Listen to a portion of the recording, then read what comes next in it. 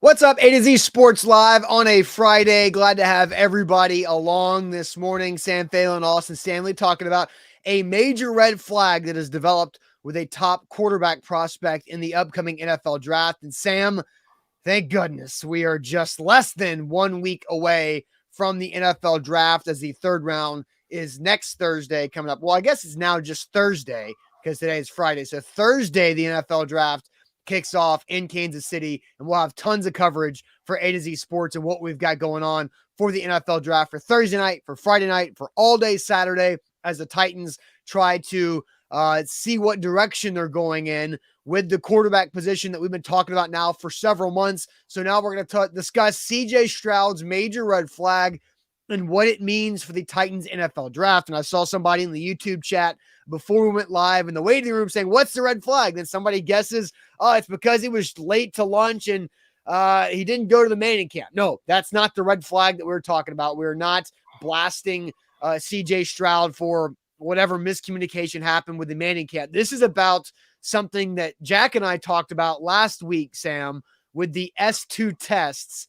And we knew CJ Stroud had a low score, but I don't think we expected it to be this low. And so we'll discuss the S2 scores with that here live on the show. We'll talk about if that's a big deal, small deal, or no deal. Some scouts and execs saying that he is off teams' boards because of how low this S2 score is.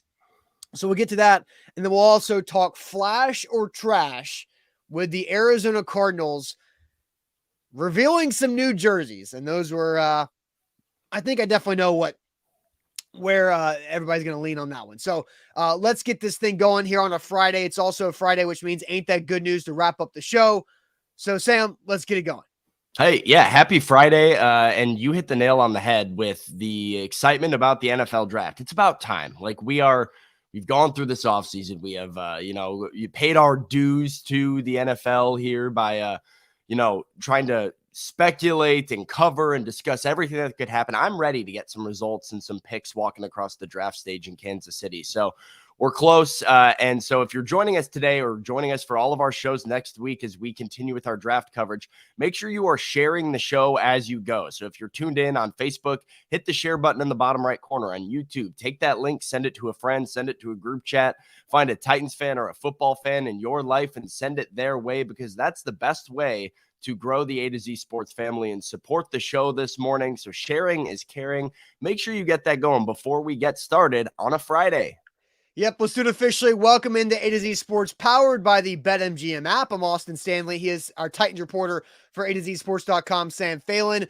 Make sure you follow us all over social media because we are Nashville's on-demand sports talk network, going live weekday mornings at 8 Central Time on Facebook, YouTube, and Twitch. Links to the show segment by segment on our Twitter timeline at A to Z Sports. And make sure you hit us up on Instagram and TikTok for more Titans coverage. We got to thank our sponsors because they make it happen for us and they help out all of you guys, like Wilson County Hyundai. Make them a part of a new car buying process by going to see them in Lebanon or at wilsoncountyhyundai.com. The Bone and Joint Institute, boneandjointtn.org, the region's destination for comprehensive orthopedic and sports medicine care. Farm Bureau Health Plans. Get better with Farm Bureau Health Plans, better coverage, rates, and service. Learn more about a health plan for you at fbhp.com/ATOZ. And our new sponsor, Aura, who is all about keeping you safe from the dark web. You can sign up using our link, aura.com/ATOZ,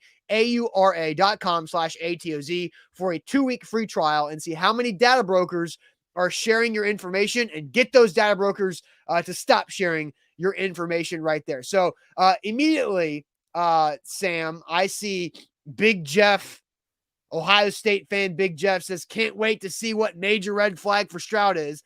Jeff, we are not going to just throw shade at CJ Stroud for being late to lunch or not showing up to the Manning camp. That is not what we are discussing today, Jeff. So we're not going on a witch hunt on CJ Stroud. I don't think that we're going to try to stoop to that level, because I think there's a lot of people that will do that in draft season, that will take shots at players that, seem very petty. But this is not very petty. We would not call a not showing up at the Manning camp when you never really fully committed in the first place, a major red flag. What we will show as a major red flag is what CJ Stroud scored on the S2 test. And we talked about this last Friday, Sam. Jack and I did. The S2 test, cognitive skills that monitor and grade players' perception speed, search efficiency, tracking capacity, visual learning, instinctive learning, decision complexity, distraction control, impulse control, and improvisation. And Sam, we knew that CJ Stroud did not grade on a passing level. We knew Bryce Young, Anthony Richardson, and Will Levis all had those check marks of, yeah, they passed. They passed that threshold. Well, now we've got this, Sam, notable scores from the S2 cognitive test.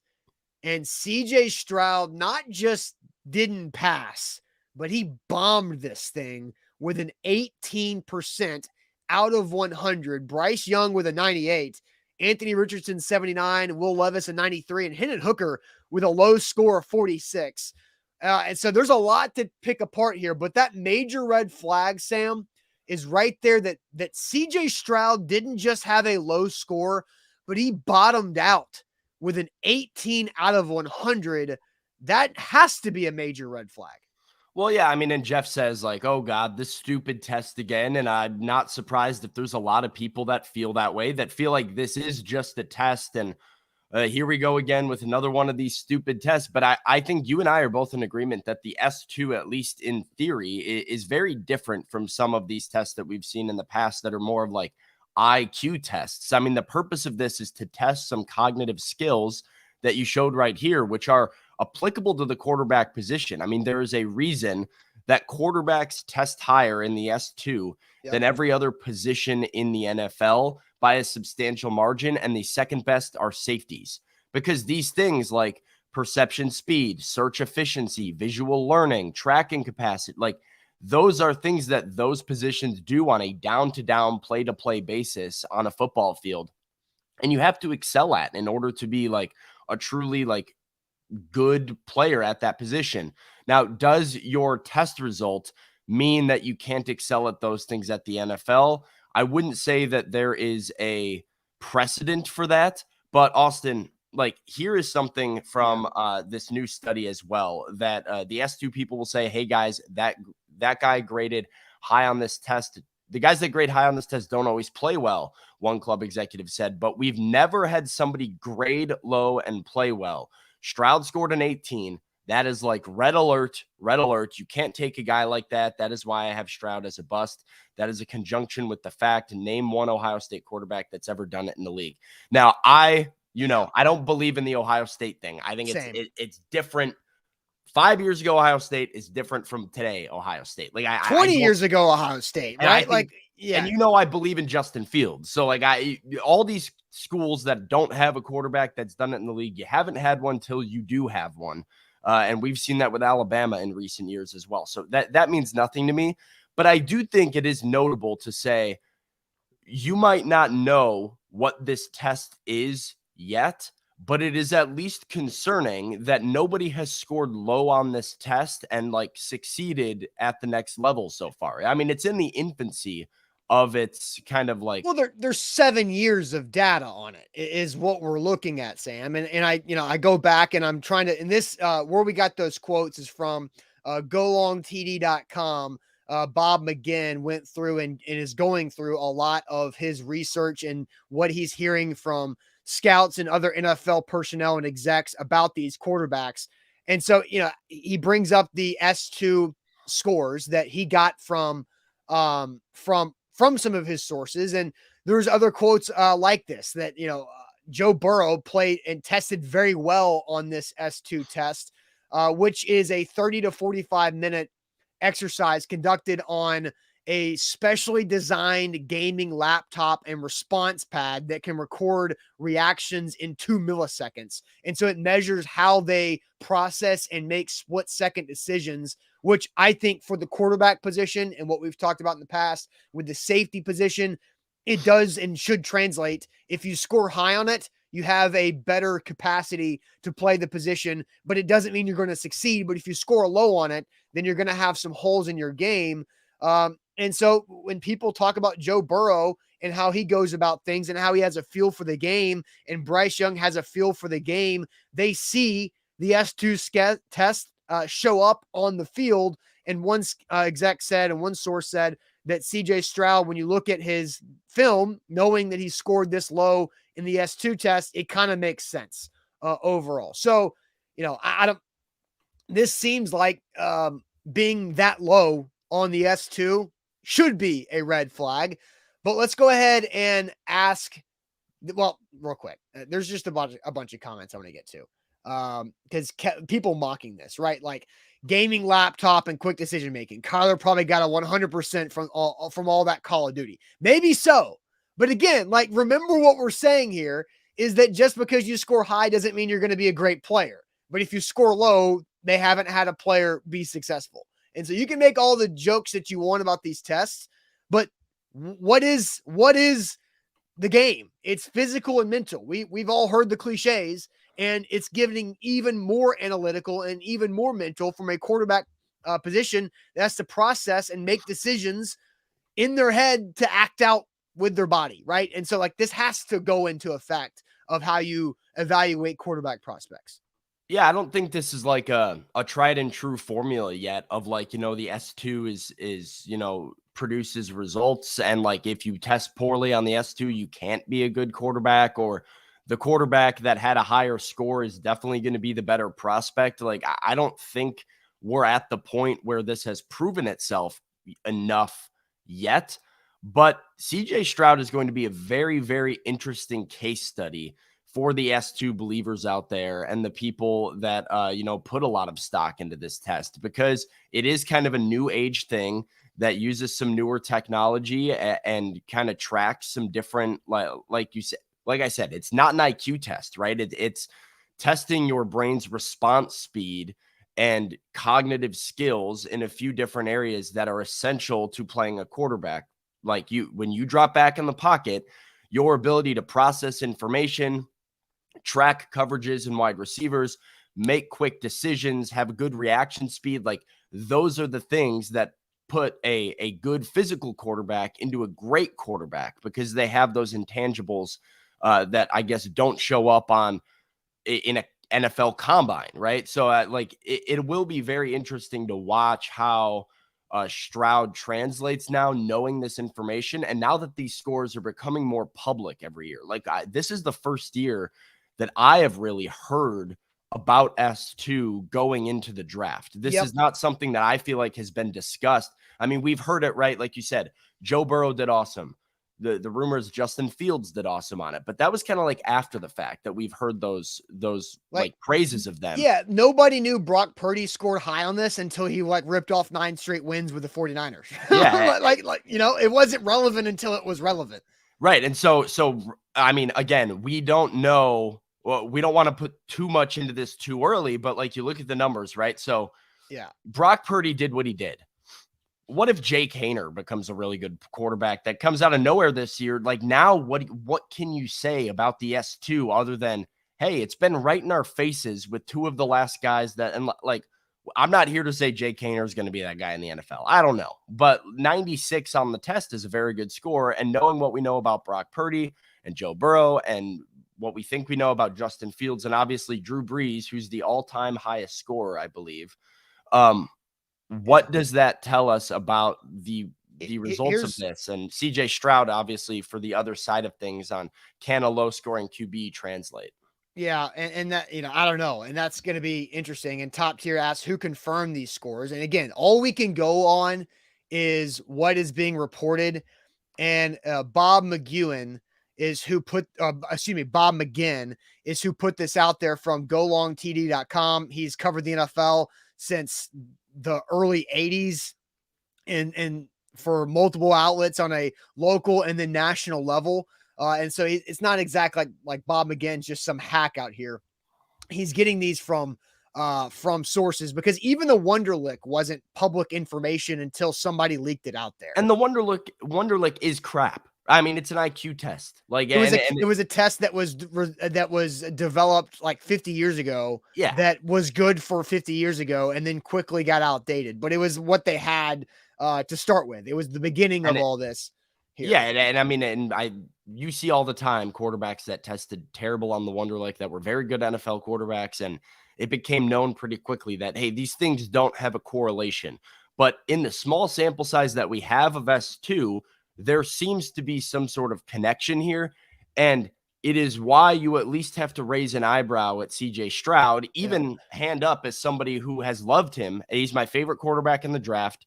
And we'll talk about, how big of a deal we think this is. But it at least kind of goes, that's odd when you see Bryce Young is at a 98 and the guy that was right up there in the 1-2 conversation with him got an 18. That is a massive, massive gap. Yes, it is. All right, Sam, let's have this conversation. Let's ask the question, is CJ Stroud's red alert score of an 18 on the S2 a big deal, small deal, or no deal? Is it a big deal, small deal, or no deal? But I'm going to tell you guys about the Bone and Joint Institute, and then we'll get to your answers on the question. I have a feeling Big Ten Jeff is going to say absolutely no deal, Howie. So let's get this going with the Bone and Joint Institute. Whenever you get hurt in life, you've got to go to the Bone and Joint Institute, boneandjointtn.org, to make sure that you get back to health. They are the experts. They have over 12 specialists there in Franklin who can handle any type of injury, however it happens and wherever it happens. They've got you covered right there to get you back to health.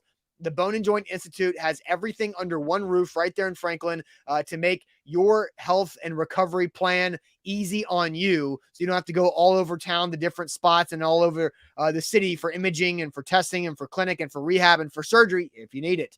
So check them out, boneandjointtn.org.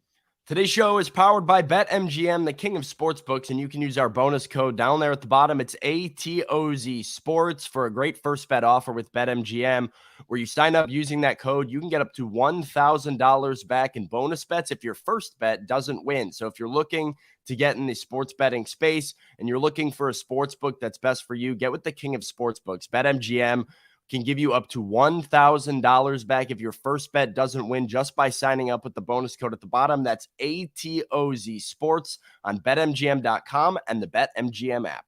All right, we're here on this Friday, Sam and I talking about Bryce Young scored really high on the S2 score, but CJ Stroud bottoming out with an 18 on the S2 score. Bryce Young, a 98. Jake Haener, who I think some people like as a mid to late round quarterback who can last in this league. Right there, as you see with the 96, Will Levis 93, Anthony Richardson 79, Hendon Hooker at a 46. I was surprised by that. That is significantly low. And then CJ Stroud right there with an 18. So the question we were asking this morning, and Sam, I'll send you to the chat. I don't know if you can read it. It's small font on the chat. Maybe you need some help with that small font, but I'll send you to the chat. Big deal, small deal, or no deal. What are you seeing from the comments thus far? Tighten Up thinks this is a small deal. Titans Kyle says small deal. Mark D says big deal. Brandon and Nate say small deal. No deal from Balthazar. Eric says big deal. Mr. Jones says big deal. All right, Den, big deals. Orlando says small deal. Guy says small deal.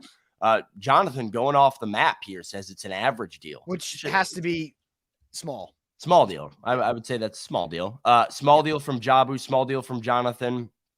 Big deal for the first 3 picks for John.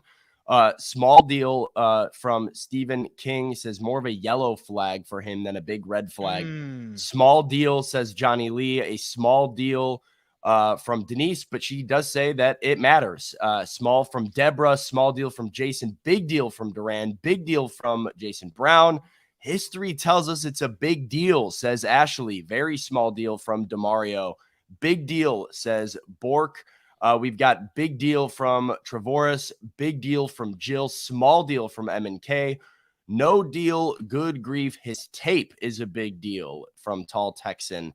Interesting take there with the tape over. Well, let me read something because I don't think we have this excerpt in the article. I'm trying to scroll down to find it because Sam, you do that. Throw up the graphic that has the excerpt from the article from golongtd.com. Right. I think the important part here is these 2 quotes. Guys that graded high on this test don't always play well, one club exec said, but we've never had somebody grade low and play well. And then another exec said Stroud scored at 18. That is like red alert, red alert. You can't take a guy like that. That is why I have Stroud as a bust. is conjunction with the fact that I don't care about the Ohio State part, right? But the red alert, you can't take that guy. There was another quote in this article that said that some teams will have Stroud off of their boards completely because of this low 18 S2 score. Here's another quote from another exec too. Quote, "This was my concern with him," the scout said. "His personality is just sort of calm and mellow and laid back. And that's the way he plays." You look I at don't know. how, I don't know what's wrong with being calm and mellow and laid back. I mean, I think I think being calm and mellow and laid back is good to have as a trait, but I think it's where this next part is going. You look at how Bryce, back to the quote. You look at how Bryce Young plays and how Stroud plays. I don't see how anyone can look at those two football players and you want Stroud over Young. Bryce's mind is so quick and he processes so fast, whereas Stroud, everything is much, much more programmed. As in, it sounds like Stroud is more being off of what he's told, and he is acting out and programmed to do things instead of having an instinctual and reactionary ability to make a play. Where Stroud is this is what I was taught. This is how I do it. Very programmed, more robotic. And Bryce Young, I think we all look at Bryce Young play and say, yeah, that dude just knows and has a feel for the game, and it's clear. Where CJ Stroud as an 18, Sam, I'm gonna go ahead and answer. I think this is a big deal. I don't, when Jack and I had this conversation last week, we asked as a general, how do you feel about the S2 test? Big deal, small deal, no deal, I believe. I said it's a small deal. I think it's an aspect of scouting a quarterback that you need to have and you need to account for, but you don't put everything into it. I think you always should take the tape. You should take production. You should take leadership ability. I'm not going to quote draft day and say his teammates hate him. They don't show up to his birthday party, but that is important. Like, the quarterback has to be able to lead the rest of the team. That's the nature of the position. But I also think the cognitive and processing and instinctual aspect of the player is important. And I was shocked when I saw Hendon Hooker at a 49. Yeah, that's a big deal to me too. And like, if you're that low, and I was expecting Stroud to be in that like 40 and 50 range when we heard it was low last time. I mean, an 18 is shocking. It's shocking. It's like, did he forget to write his name on the ACT? Kind of a shock. Like, yeah. An 18, and like I'm looking at Hendon Hooker and saying, well, okay, maybe is Hendon Hooker more programmed like Stroud because of the offense and everything. Again, I don't know CJ Stroud like as a human, like I know Hendon Hooker as a human from following the Vols because I went to school there, right? Like, I know everything about Hendon Hooker off the field is passing with flying colors. But CJ Stroud, I just don't have that familiarity. So I'm looking at tape. I'm looking at production. He played phenomenal against Georgia in that college football playoff game. That has to go into it. But an 18 is incredibly low. And I have to say that's a big deal. I'm going to let you have your answer here in a second, Sam.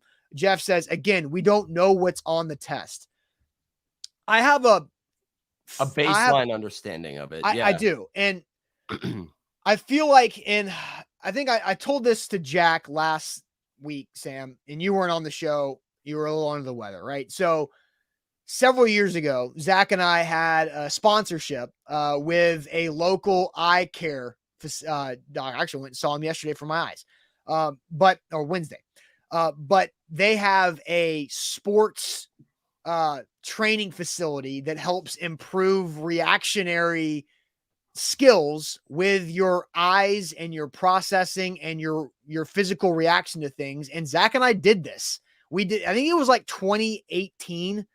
I don't know if anybody wants to scroll through our Facebook Live videos from, I believe it was this time of the year. I think it was like April of 2018. If anyone wants to go back 5 years and look at Zach and I do it, Zach and I did something like this, where you have certain triggers that tell you to hit a certain button, react quickly. How can you remember patterns? How can you stay focused on one thing, but also understand and process what's happening over here? And I think that is kind of what this S2 test is. And to be honest, I didn't score very high on it because I stressed out about it. I over pressed for it and it made me slower. Zach was pretty good. Zach was comfortable. Zach did well with it. I didn't do as well as he did in a lot of those areas. And so I see what that looks like. I kind of get it.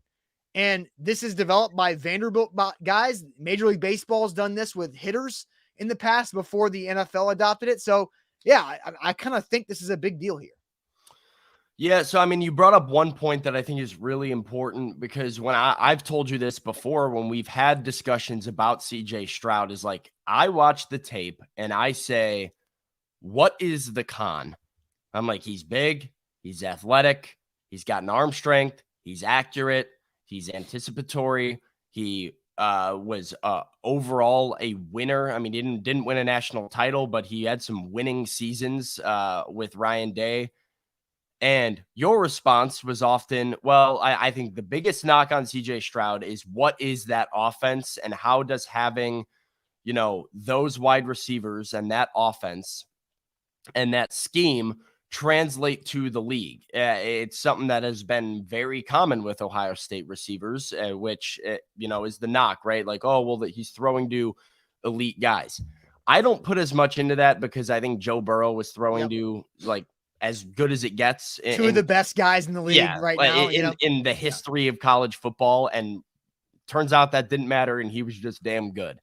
But I do think when you look at a guy this score, you can start to say, okay, well, how is his offense then masking for a potential deficiency in quick decision-making and tracking and processing? Like, if things are very, like you said, robotic, and this is how I was taught, it's kind of set in stone, this is how we're going to do things, he can excel at that. But when I watch Bryce Young, and even though I'm concerned about Bryce Young's size, there is no question that the improvisation that he is able to have, I mean, I watched so many plays, and anybody who watched his game against Tennessee can vouch that it's like just when you think you have him, it's an escape act where he's not only elusive in the pocket and dodging a sack. It's how is he making that happen and finding that guy in that situation?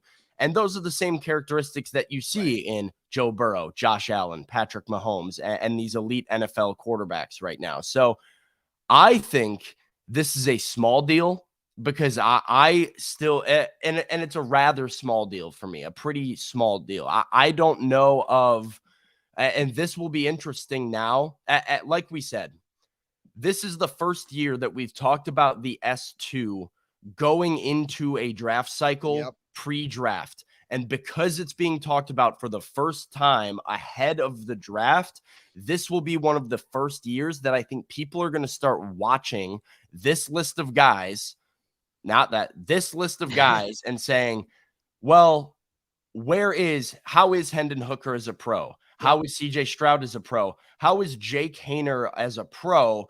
And how does it relate to their scores? We're going to be more cognizant of that right now. It's easy to look back in hindsight and say, well, Brock Purdy was amazing. Justin Fields was amazing. Joe Burrow was amazing. We now know what it is going into it until there is more precedent for a top prospect in the draft that scores low on this test that turns out to be a major bust. I'm not sure I can wave my red flag just yet. I think the tape is very flattering and the physical tools are very flattering on CJ Stroud. I've been a big fan of his. This doesn't take me out on him, but it isn't something that you can completely write off as no deal because it's at least interesting. It's hard. We're going to find out though pretty quickly. Right. Kenny says, dude got an 18. How is that possible? And Steven says, Austin, this seems like a test you can practice with timing. Yeah, you can practice this and you can get better with this. Yeah, you can improve it. But there is that anybody will, right? Each person has a different, just like everything, like people have strengths, people have weaknesses. You can improve on your weaknesses, but they're probably never going to become something that is a strength for you. You can improve with that. And then people have different capacities for learning yeah, in different areas. And so like you can be book smart and you might not have, instinctual intelligence the same way somebody else does. Like these are natural things, sure. I but mean, what matters in a quarterback, right? Like yeah, like you can be brilliant, but you're not great, social walking around in a bar mingling with people, right? All these different things, right? And so again, Tress asked, what does it say for the other guys who tested well? The main thing that I'm looking at is the S2 people say, hey, guys that graded high on this test don't always play well, but we've never had somebody grade low and play well. So it's not an automatic that Jake Hayner, who scored a 96 is going to be, a 10-year starter in the NFL. there's a physical aspect to this Yeah, game, right. right? I It's mean, like you have to be a talented football player in order to sure. like make the I think it's transition. there is a threshold, and people have said this, and we've talked about it, that 80, if you're over an 80 as a quarterback, thumbs up. Great. Like obviously some guys like Joe Burrow was in the 90s. We talked about Brock Purdy being in the 90s. That's great. That's elite. But if you're 80 or above, then you pass that test that you can, develop and be a legitimate NFL quarterback with your cognitive abilities and impulse reaction and everything that the S2 has. But if you're below an 80, then okay, maybe the offense has to help you out a little bit more. Maybe you're going to have to be protected in some tactical, strategic ways from some type of holes you might have in your game, even if you're a physical freak. And so, Yeah. Oh, go ahead. Caleb brings up, and I'm going to get to this in a second. Caleb brings up Vince Young was as athletic as it got, but wasn't mature enough to handle the NFL. Yes. And Vince Young was also somebody who scored, I believe, I think he got I think it came out like he got like a 6 on his Wonderlic. I forget what Vince Young's Wonderlic Yeah, was, well, it's but the then one. he like retook it, and there's like it. I don't care. ACT. I mean, like you can improve your score from a 24 to a 26 with a little bit of studying and an ACT tutor and some Sure, preparation for what the questions might be. You're not going from a 24 to a 36 on the ACT. Like no. that's so it's Can you be successful with a 24? Yeah, you can. Yeah, I had a 27. I got a 22 my first time. I got a 27 my second time. I improved, right? But it doesn't mean that I'm brilliant like people that were in the 30s or above. And so again, an 18 is just incredibly low. And so let's ask this question, Sam. I want to get to the Titans side of this because CJ Stroud could be off some teams' boards, as people on golongtd.com were telling Bob McGinn. What does this mean for the Titans? What does CJ Stroud's low S2 score of an 18 mean for the Titans overall in this? And Sam, I'm going to have you tell everybody about our friends at Wilson County Hyundai. Wilson County Hyundai. You have to make them a part of your new car buying process in Lebanon or at wilsoncountyhyundai.com. Wilson County Hyundai is the place to go to get your new ride. You can get 0% APR for 48 months on 2023 Sonatas, Santa Fe's, Tucson's, all of their sweet rides. Painbone and his team at Wilson County Hyundai are happy to guide you through the financing process, assisting you with buying or trading in a vehicle wherever you are in life and whatever you are ready to do and take that step. Forget all of those downtown Nashville prices as well. The best thing about Wilson County Hyundai is that they are in Lebanon, so you can head to Lebanon and see them. You don't have to get gouged by the downtown Nashville prices that you often see. Go ahead and check them out. Go see our friends at Wilson County Hyundai at wilsoncountyhyundai.com. Hey, it's Friday, which means with BetMGM, you can play along with No Run First Inning Friday, Sam. I'm going to have you do some research and just send a tweet from A to Z on which baseball game you should bet to have no runs scored in the first inning today, because how that works is you open your BetMGM app, you log in, and you opt in for the no run first inning Friday feature. And that means you place a no run first inning prop bet on any baseball game today in the majors. And if you win, great. If only one run is scored in that first inning, then you get your money back up to $20 in bonus bets. So Sam, I'm going to have you do some research on which game you like to have no runs scored in the first inning today. That's no run first inning Friday. And if only one run scored in that first inning, you get up to $20 back in bonus bets if that no run first inning prop misses right there. Visit venomgym.com for terms and conditions. 21 or older, Tennessee only, new and existing customer offer. All promotions, subject to qualification, eligibility requirements. Warriors issued non-withdrawable for bonus bets. Bonus bets expire in 7 days. And for problem game sport, call Tennessee Red Line 800-889-9789.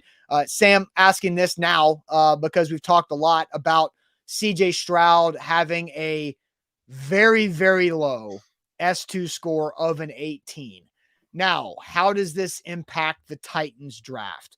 Because, this is lying season, right? Like, we understand that nothing was happening and nothing negative truly came out with CJ Stroud up until the last 10 days. And now we're hearing a lot more. And that's kind of aligns with when we started hearing S2 scores as a whole. So maybe once S2 scores start leaking out and running around NFL circles, media gets it, and then you start to hear that the Texans might take Will Anderson at 2. So how does this impact the Titans draft, Sam, in your opinion, if we think they want a quarterback at some point and Stroud might be dropping a little? Greatly. I think this is everything right now. So much of I have people ask me all the time, like, oh, well, what do you think the Titans are going to do? Where are they at? What do they where are they leaning? And we have been very adamant on the show. I think you'd agree with me that so much of what the Titans do on Thursday is going to come down to what happens in the 10 picks before them, or maybe just the first 2 picks of the draft. They are in a very reactionary position where I feel like they're pretty open-ended in kind of how they can complete this roster and their story for the 2023 offseason. And a lot of it's going to depend on what is at their disposal. Like we talked yesterday, Zach and I did, about, the potential to go and trade for Trey Lance and move a 3rd-round pick or a future pick and go get Trey Lance from San Francisco, and the fact that they've been fielding calls. Well, where is Rand Carthon on Trey Lance? Where is Mike Vrabel on his buddy Ryan Day's quarterback, CJ Stroud, who we heard earlier in the offseason was Mike Vrabel's top quarterback, that he loves CJ Stroud over the rest of the class? We saw Mike Vrabel at Ohio State's pro day. We heard the report that he was on the sideline and told Stroud, hey, go shower, go meet me in the wide receiver room. We're going to go meet and have a chat. So, they have done extensive research on these guys. And so how does it affect the Titans? I am starting to get more of a feeling that CJ Stroud's not going to go number 2 overall. And so the Titans are going to start to have the opportunity. You're going to have to make a decision and push your chips all in. Do you like this guy or do you not? Because I have been adamant that if he is there at number 3, you go get him. Is Mike Vrabel worried about the S2? Does Mike Vrabel have concerns about CJ's ability as a passer in the NFL or just as a processor of information at the next level?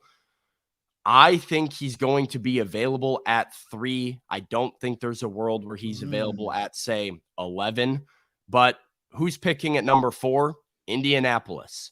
And you have to make a call, if you're the Titans, on what you think of CJ Stroud and make a very distinct decision, because you either have to jump your division rival to go make this guy your franchise quarterback or live with the fact that he's going to be playing in Indy for the next 4 years.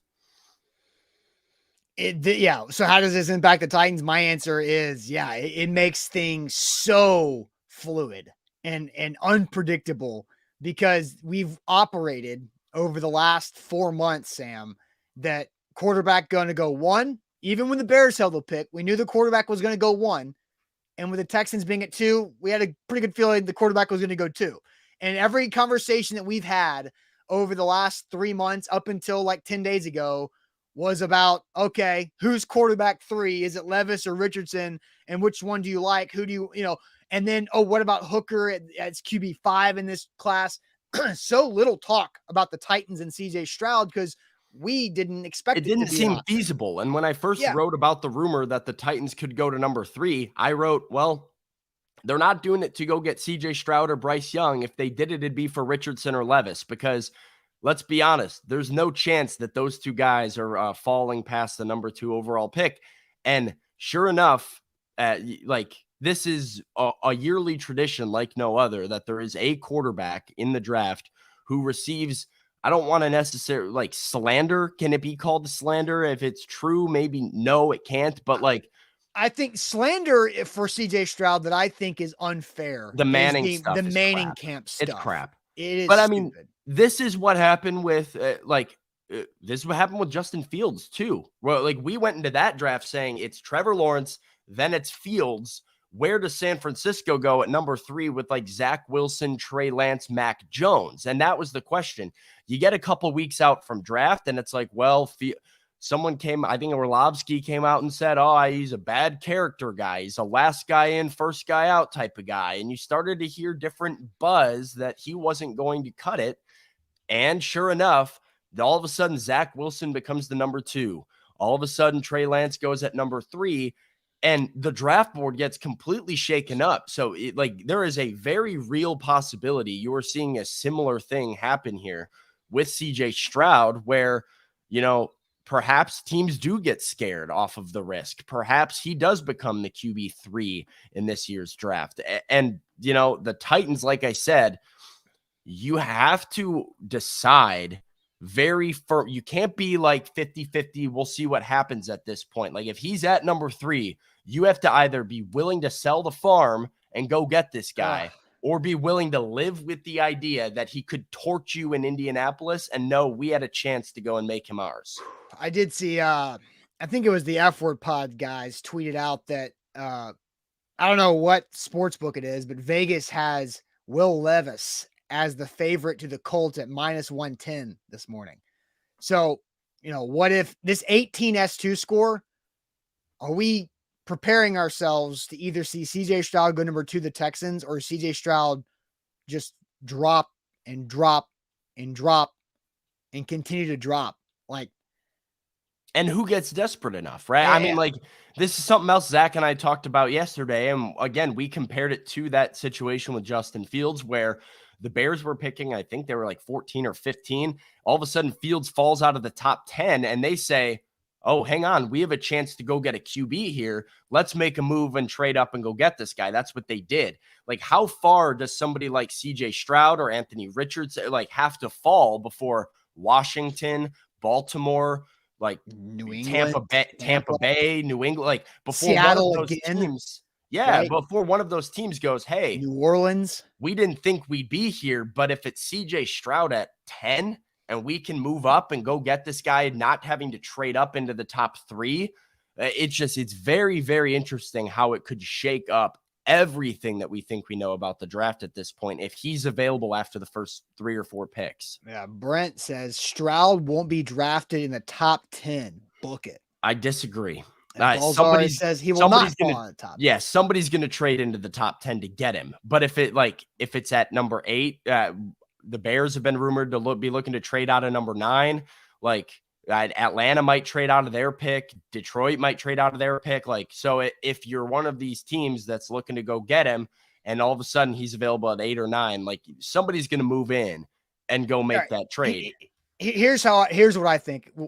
This is kind of my gut as of, April 21st, less than a week away from the first round.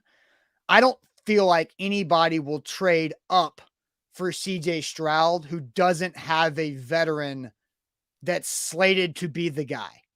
Like, I think, because that's giving up. Like, here's who I think would be a good pick for CJ Stroud: the Seattle Seahawks. The Seattle Seahawks are sitting there at 5, and they've got a bonus first-round pick because of the Russell Wilson trade.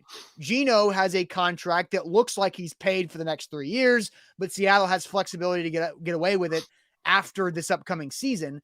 If you're the Seattle Seahawks and you already have your original pick at 20, I think it is, or, right there where the playoff teams are, why not be able to take CJ Stroud at 5 and then understand that Geno Smith is there if you're okay and you're not giving up a ton to go up and get him? Because like, if you're gonna be Washington or the Titans or Tampa, and you're giving up a first round pick in the future and other picks to go up to get a guy who scored an 18 on an S2, you're like going, ooh, man, that's just putting a big old target on your face.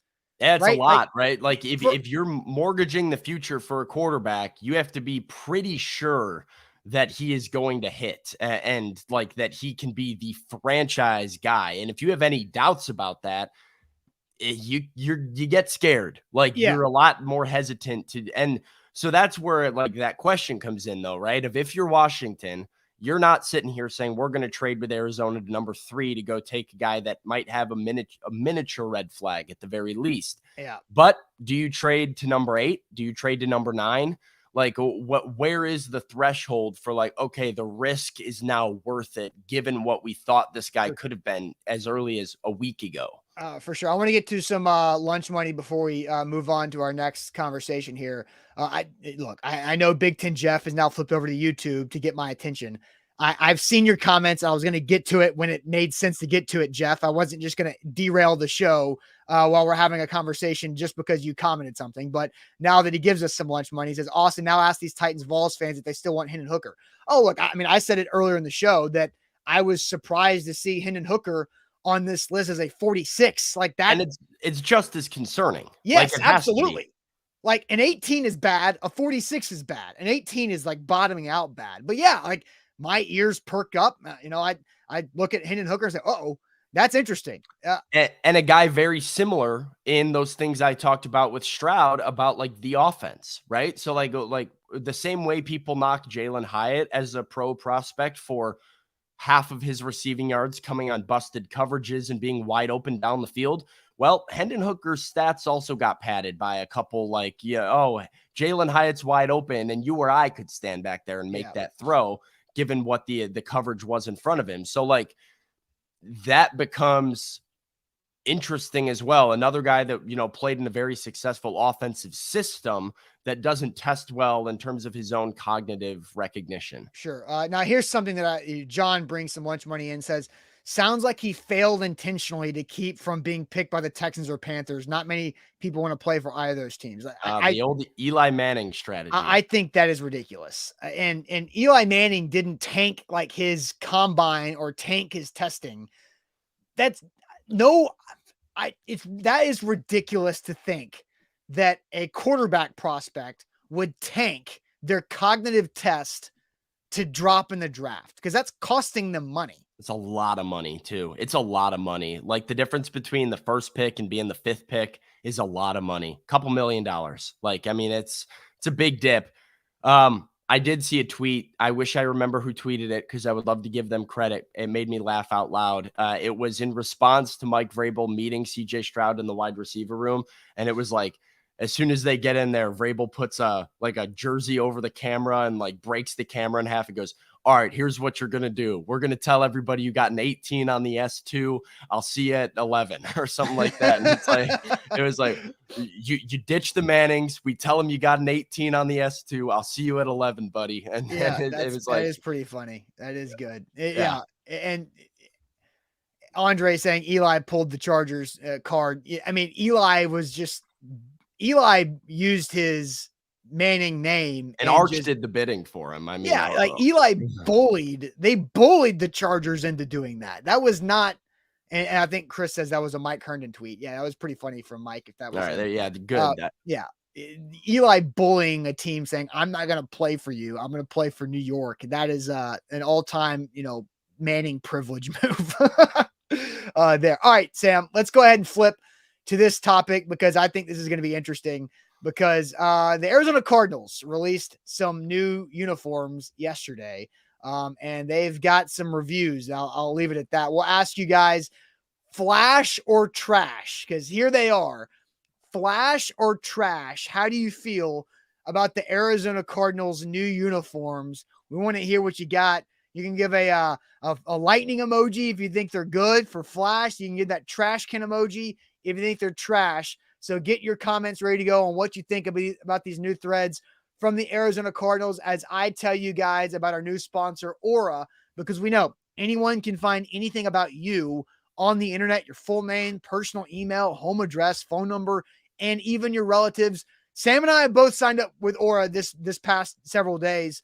And I know they've found 30 data brokers who had my information. I think they've been removed from 24 of them already. Sam, I know they found a couple dozen of data brokers that had your info as well. They profit by selling your information to robocallers, telemarketers, spammers, and anyone else that wants to learn about you. Our sponsor, Aura, will identify those data brokers who are exposing your info and automatically submit opt-out requests on your behalf, even get you out of those junk mail and telemarketing lists.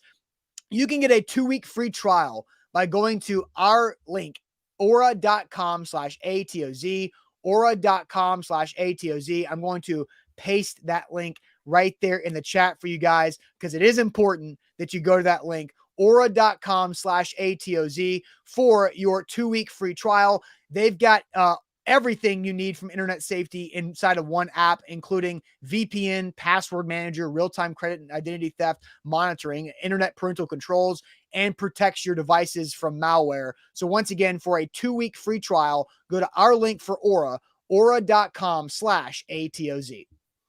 We have a first bet offer coming at you from BetMGM, the king of sportsbooks. You use that bonus code down at the bottom of the screen there, ATOZ Sports, on the BetMGM app, and you can get up to $1,000 back in bonus bets if your first bet doesn't win. That's the best way to get into sports betting, is risk-free, really. And so finding a way to place that first bet and get something back if it doesn't work out in your favor. So find that pick that you like. If you've been looking to get into the sports betting space, or even if you're an experienced sports bettor that hasn't gotten with BetMGM yet, you have to, because they're the king of sports books. We love them here at A to Z Sports, and you can use that bonus code ATOZ Sports to get up to $1,000 back in bonus bets if your first bet doesn't win. That is why Austin, myself, everybody at A to Z is active on BetMGM. Visit BetMGM.com for terms and conditions. 21 years of age or older to wager. Tennessee only, new customer offer. All promotions are subject to qualification and eligibility requirements. First online real money wager only. Rewards issued as non-withdrawable bonus bets. Bonus bets expire 7 days from issuance. For problem gambling support, call Tennessee Redline at 800-889-9789. All right, so some real quick comments before we get to that. Jeff says signing up for Aura right now. Yeah, do that. It doesn't matter where you are, because I saw Denise ask, does Aura run in Texas? Aura is national, baby. So it doesn't matter where you guys are. Robocallers and those telemarketers will find you. So again, click that link, aura.com/ATOZ. I pasted it again in the chat. And then John says that Chris Frazier sells your info to robocallers. So maybe if you sign up for Aura, then you rid yourself of Chris Frazier. I mean, I think that's pretty legit right there. So check it out, aura.com/ATOZ, aura.com/ATOZ. Please use that link when you sign up for Aura. It takes like 2 minutes too. Like, I mean, it was snapping my fingers easy. Like, yeah, so easy. So, and then I keep checking it. It's like, oh, look, more data brokers are removed. That's fun. So, all right, Sam, the Arizona Cardinals released these things. Flash or trash? Flash or trash? Sam, what do you see the comments saying about this? Flash or trash? Denise says these are trash. Pierre says Bush League trash. Scott says trash. Bland from Josh Brown. Numbers almost look like the Titans, says Patrick Bird. Trash from Titanium Titan. Titans Kyle. Trash. Garbage pail. Trashola. Trash. All the trash can emojis coming in. Have we gotten a flash yet? Have we gotten? No, I thought I was slick coming up with the flash or trash rhyme. We're getting a lot of trash. Eric says they're the Ohio State Cardinals. Or Utah. I saw some Utah Utes people commenting that it looked like that. Yeah, I can see that too. They kind of look like the Falcons to me. Trash too simple. Trash from Brent Ray. Trash. Jacob says they're trash and boring. We don't have anybody. I do not see a single comment that said Jerry says they're a dumpster fire. I don't have too many people that are saying this is flash right now. I mean, the Arizona Cardinals had one of the worst uniforms in sports, I guess, and I think this is an upgrade. You think it's an upgrade? I do. It's just not a significant upgrade. I mean, these are, I said they need to simplify. They did. But these are still trash. I mean, these aren't good uniforms. Come on now. You can do better with that color scheme. Black and red is sweet. Why are we we have black, red, and white. That is a very clean color scheme. And we're just literally putting out black on black, red on red, white on white with the numbers. Triple stripe on the sleeve screams Ohio State, especially because on the black and the white jerseys, it looks like Ohio State's like silver and garnet like striping. Yeah, on the black for sure. I looked at the reason I said Falcons. I look at the red, like the Arizona across the red, and it looks like the font that says Atlanta across the Falcons Yeah. jerseys. Like it's just so unoriginal. I mean, that's my problem with them. Why they're trash is like you have a pretty clean logo in the Cardinals' head. You have a great color scheme in the black, white, and red, and yet you can't come up with something even slightly original where like if I am watching the Arizona Cardinals from 10,000 feet and I see their uniforms on a football field, I am saying to myself, who is that? Like, I don't know who's playing right there. That it's just another team. And so it's so not unique. I'm not a fan. You can do better. Yeah, sorry, Jeff. I said garnet. I don't know why I said scarlet. Wrong word came out.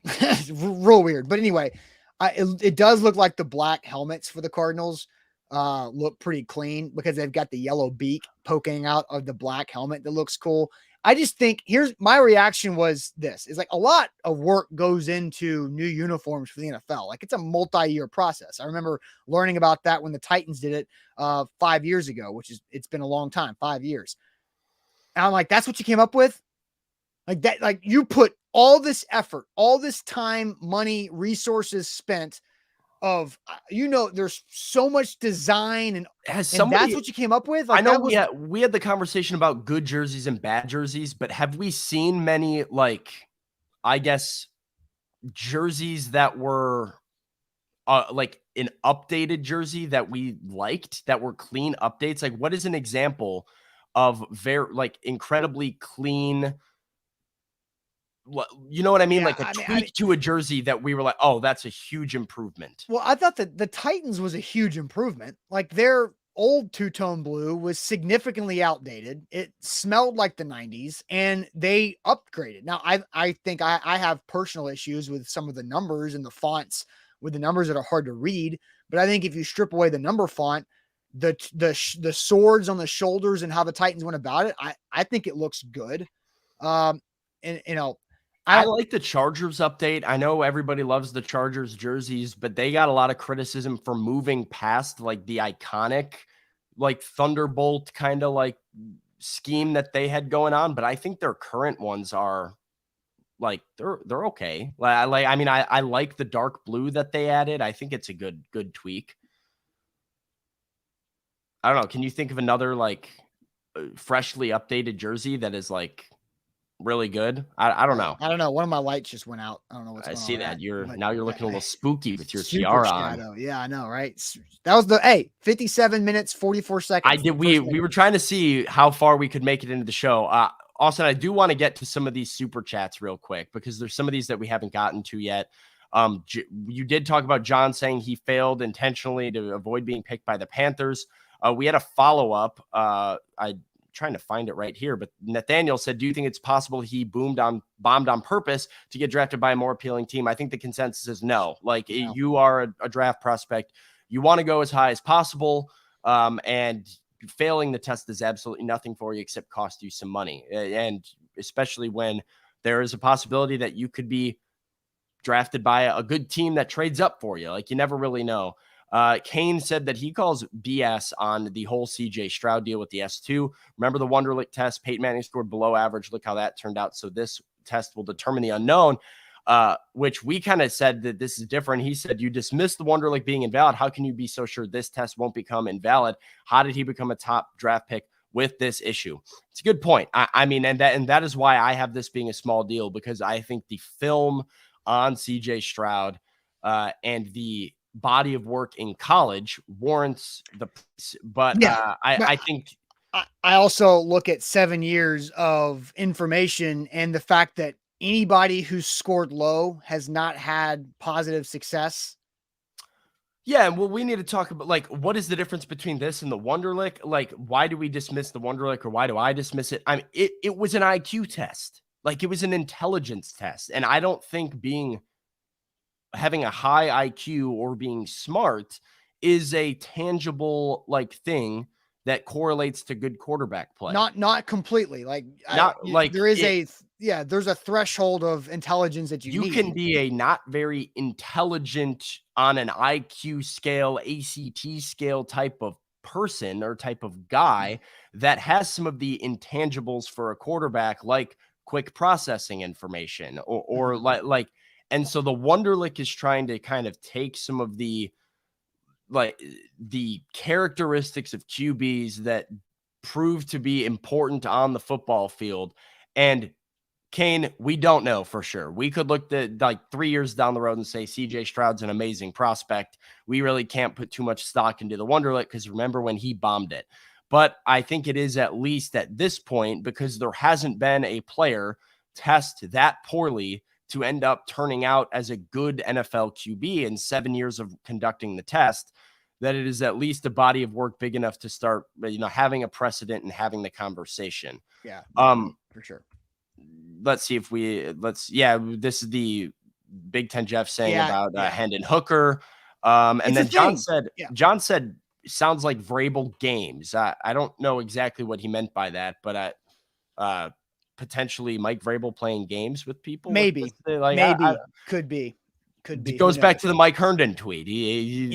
What went on in the Ohio State wide receiver room, and what's Mike Vrabel planning behind closed doors? We'll see. Yeah, you never know. All right, Sam, let's get to Ain't That Good News to wrap up our Friday. My light went out on my right side. My left side light is still on, so the power's still going here at the house, but I don't know what's going on with that light over there. I got to fix that later on. Yeah. But let's get to Ain't That Good News here on the show to send us out to the weekend. But first, I'm going to tell you guys about Farm Bureau Health Plans. They can make sure that you are covered with health coverage however you need it with Farm Bureau Health Plans. If you've got an existing plan and you've got some gaps in it, you've got some holes for health or for even vision or dental, Farm Bureau Health Plans can help you out, supplement with that. Or maybe you're self-employed. Maybe you're trying to go after, you're an independent contractor chasing that dream career on your own, and you need some type of coverage. It's better what the other options are out there on the marketplace. Farm Bureau Health Plans has you right there for a great rate with fantastic coverage and service. Check them out at fbhp.com/ATOZ. That's Farm Bureau Health Plans, fbhp.com/ATOZ.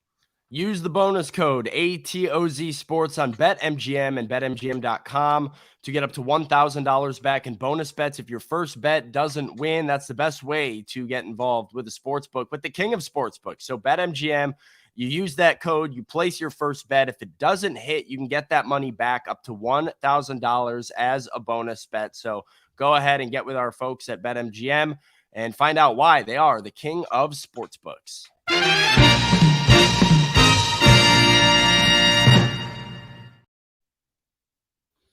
All right, ain't that good news to send us to the weekend? Sam, I'll let you go to the chat to see if you can find anything for some good news from the chat, as we talked a lot about bad news from CJ Stroud and his S2 score.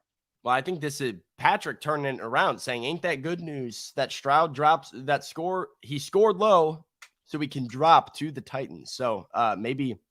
Oh, there we go. Look at you looking all bright and chipper now. Yeah. Shout out to my lovely wife who was able to come in and help save the day. There we go. Good news on a Friday. My life back on. Thank you.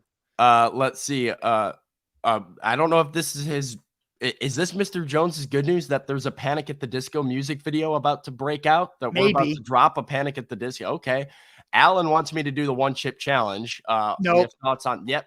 I have banned that from the company moving forward. Put the kibosh on that real quick. Big Ten Jeff, good news. This time next week, he will be 1 hour from takeoff on his 10-day Italian vacation. That is excellent news, Jeff. So I've heard of so many people who are going to Europe at the end of April.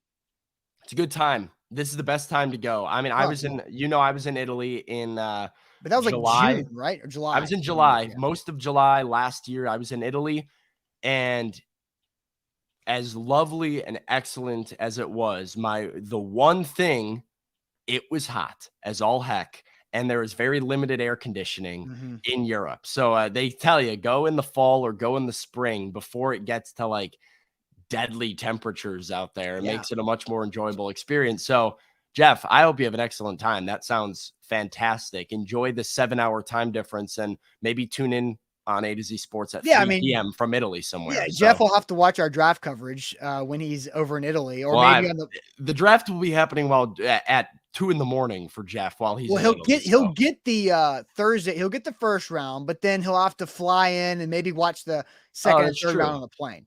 Yeah, this time next week, he's 1 hour away from takeoff. So, yeah, he'll get the first round. That's good. Yeah. Good news, driving to Vegas, 4-hour drive to attend LS Fest next Thursday. Racing burnouts, horsepower competition, and a car show. 3 days of joy, says Jason Martinez, and he'll be there during the draft. You were in Vegas for the draft last year, Austin. No, you were not. There. Zach was. Yeah. And, Vegas for the NFL draft is probably the best spot to be for the NFL draft. That's minus Nashville. Place. Nashville was pretty sweet. I wasn't here when it happened, so sorry. Nashville was awesome. Nashville crushed the NFL draft. Kansas City, it looked like it on TV. I could tell. I was like, I don't want to be anywhere near Broadway in Nashville right now. You're going to be in it looks like great time, traffic for days. Let's see. Two things. Got his A to Z merch this week, and next Tuesday is opening day for turkey hunting up here in Ontario, says Jonathan. Love that. We love both. I'm gonna do something. I like dropping links in the chat sometimes.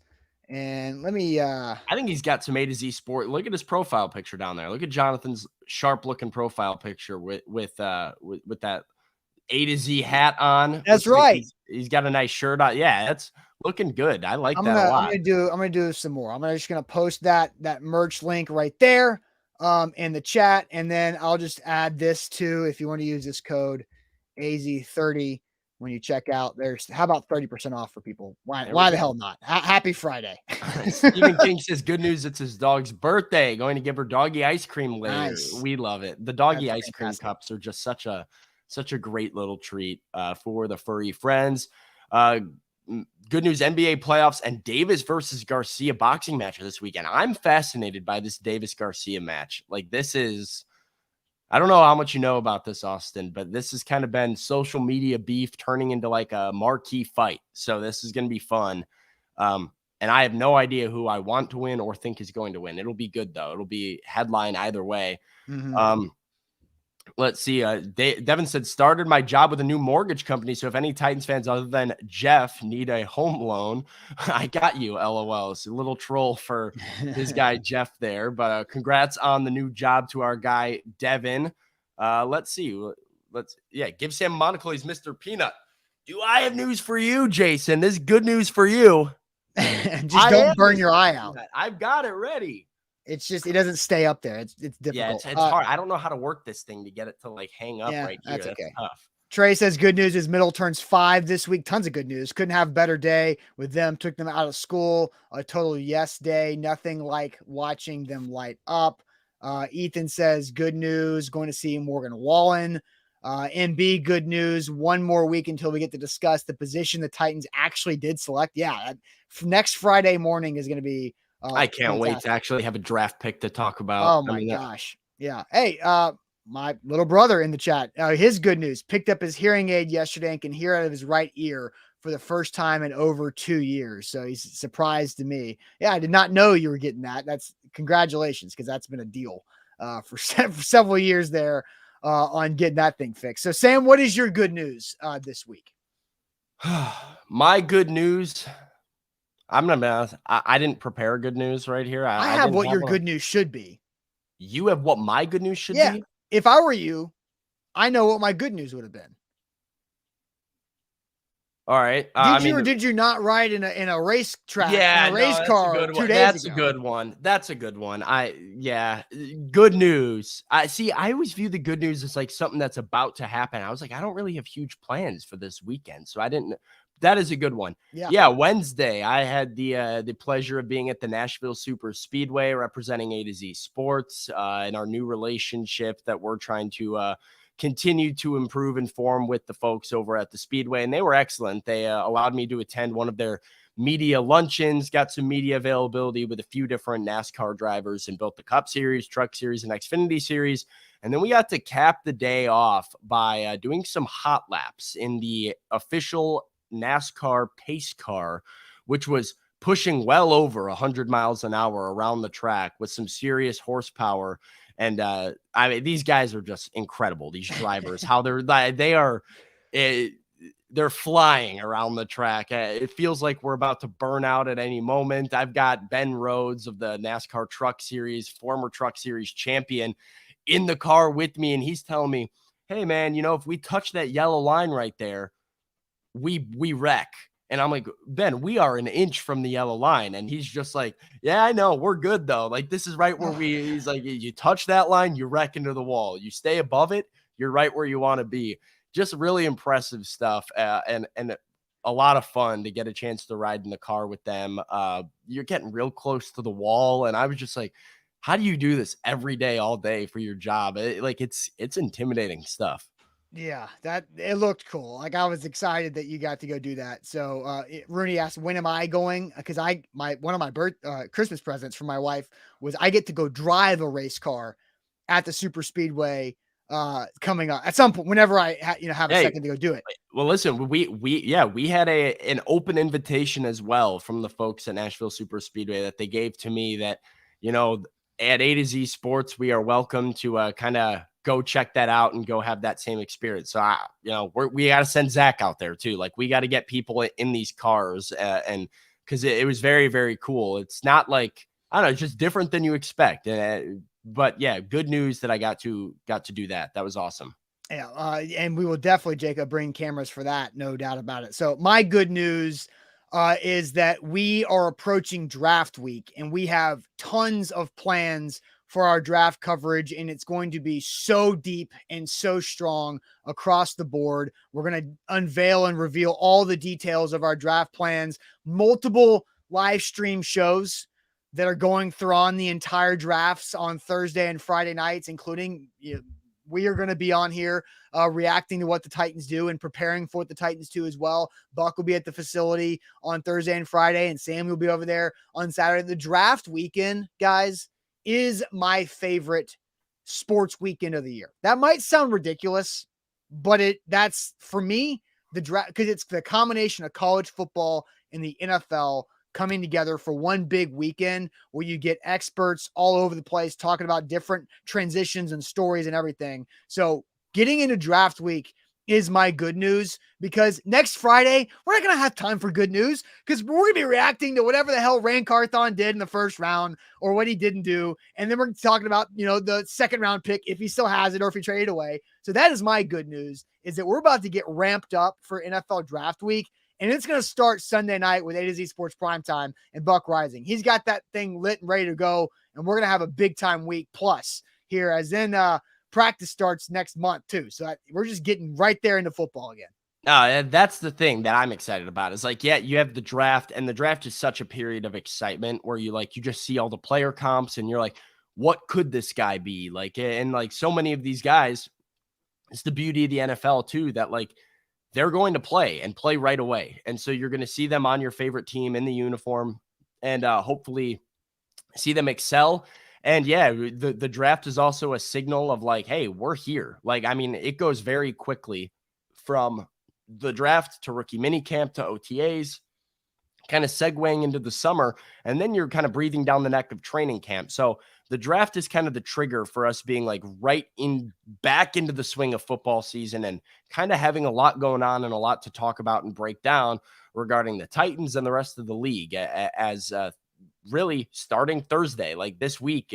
Let's do it. We're here. Yep. And then here's a comment I flat out disagree with. Devin says, then we won't have anything to talk about for 2 months. No, the post-draft reaction is way better than the lead up to the draft. And I will be at rookie minicamp. I will be at OTAs. I will be talking to these players live from the Titans facility, and we will have a lot more of not only seeing what the Titans do in the draft and understanding what their roster makeup is going to look like, but then seeing it play out on a field. And I think that's cause for a lot of excitement and conversation as you get ready to look ahead to the season. And then, of course, August 1st, we're at training camp and we're full speed ahead into the season. Yeah. And then Nick says, can you please repost the Corey Davis draft night show? I tried to go back and find it, but couldn't. We'd love to see Zach's reaction. So, Nick, I actually watched it last week as we were doing some draft prep.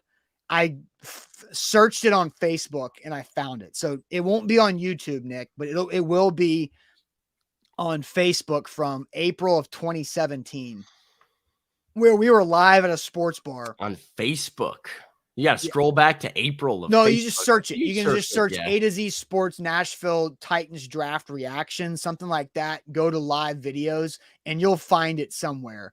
I love a good reaction live from a sports bar too. Oh, it was fantastic. That because the Titans picked 5th and 18th that year, because that was J-Rob's second draft after they traded away number 1. So they have the Rams' 5th overall pick where they took Corey Davis. So we were live pick 1 through 32. And we had our server that night continued to refresh our beers behind the camera. And so we kept like reaching to take a sip to wet our mouths, as we were nonstop talking for 3.5 hours. Yeah. And the beer just was bottomless. Like it just kept refilling. And so it got kind of dicey there. Pick 28, pick 29 or so. It was very entertaining, but you can go find it. And Nick says he looked on Facebook. Yeah, I found it last week because I watched a little bit, because there was a big argument with a fan there who was a big Texas Tech guy when Mahomes went, and was a Mahomes truther. And Zach and I were Mahomes doubters, and that was entertaining. So you can go find a lot of that stuff. I was at a sports bar when the Bears traded up. I was at a sports bar in Chicago. The Bears traded up. Everybody thought, here comes Deshaun Watson. And then the commissioner goes to the podium and says, they select Mitchell Trubisky. And there is a pause in the Buffalo Wild Wings of being like, we traded up for Mitchell Trubisky. It was, and yeah, sure, we all know how that worked out, but it was an odd day. I'm sure. All right, guys. Well, that'll wrap it up for us on this Friday. We appreciate you guys. As always, you guys are making this show fun every single day. Big week coming up next week. So make sure you subscribe to the channel and like the show before you go, because I know always there's more people watching the show that have hit that like button. So make sure you help us out there and turn those live notifications on, because they're very important for next week with Draft Week. We'll see you guys after the weekend. Have a great weekend. Talk to you later. Appreciate it as always.